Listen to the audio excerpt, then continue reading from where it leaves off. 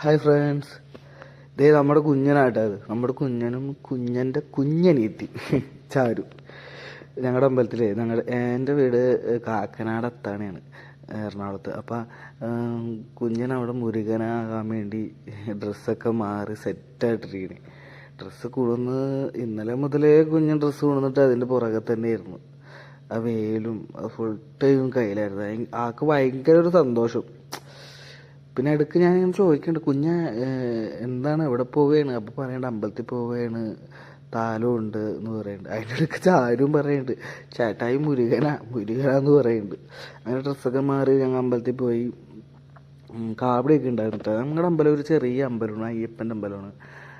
ഒരു കുഴിയിലിരിക്കുന്ന അമ്പലമാണ്. ഭയങ്കര കുത്തനൊരു ഇറക്കും കേട്ടോ അമ്പലം ഇരിക്കണം. അയ്യപ്പൻ്റെ അമ്പലമാണ്.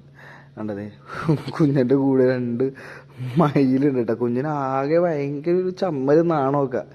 ആൾക്ക് ഭയങ്കര ഇൻട്രസ്റ്റ് ആയിരുന്നു വീട്ടിൽ നിന്നേ പോരാൻ നിർത്തത്. പക്ഷേ ആൾക്കാരെ കണ്ടപ്പോൾ ആൾക്ക് ഭയങ്കര നാണവും ചമ്മലും, മിണ്ടണമൊന്നുമില്ല. ആൾ ഭയങ്കര സൈലൻറ്റ്. പക്ഷേ ഈ കാവടി കണ്ടപ്പോൾ ഭയങ്കര ഒരു ഇതിട്ട് ആൾക്ക് അങ്ങോട്ട് പോകണം, അവിടെ പോയി തുള്ളണം, അത് കാണണം, അതിൻ്റെ അടുത്ത് നിൽക്കണം എന്നൊക്കെയുള്ള മൈൻഡായിരുന്നു ആൾക്ക്. അതിനായിട്ട് നൈസായിട്ട് ഇങ്ങനെ നടന്നുകൊണ്ടിരിക്കുക. അതിൻ്റെ അടുക്കാണെങ്കിൽ ഒരു മാല ഉണ്ടായിട്ട കുഞ്ഞിനിടാൻ വേണ്ടി, തുളസി മാല. നല്ല രസമുണ്ടായിരുന്നു ആക്കാണ്. പക്ഷേ മുള്ളൊക്കെ അത് ചൊറിയണമെന്ന് പറഞ്ഞ് മാറ്റി. അങ്ങനെ അമ്പലത്തിലേക്ക് എത്തി. എല്ലാം കഴിഞ്ഞ് അവസാനം നാടൻ പാട്ടായിരുന്നു ഉണ്ടായത്. കുഞ്ഞൻ കിടന്ന് കാണിക്കണ നോക്കി ഭയങ്കര തുള്ളായിരുന്നു കേട്ടോ. ആ മുരുകനായി ആ റോട്ടിൽ കൂടി നടക്കുമ്പോൾ ആൾ ഭയങ്കര സൈലൻ്റ് ആയിരുന്നു കേട്ടോ. പാട്ടൊക്കെ കേട്ട് നോക്കി ഭയങ്കര തുള്ളലും.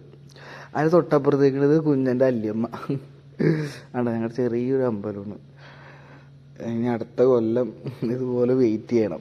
ഭയങ്കര രസമായിരുന്നു കേട്ടോ. ഭയങ്കര രസമായിരുന്നു. ഞങ്ങളുടെ ഫ്രണ്ട്സൊക്കെ ഉണ്ടായിരുന്നു. ഫ്രണ്ട്സൊക്കെ പൊക്കത്തിരിക്കുക അവന്മാർ. കണ്ടതേ ഒരാളുണ്ട് അപ്പുറത്തുണ്ട്, കുറച്ച് പേര് അവിടെ ഉണ്ട്.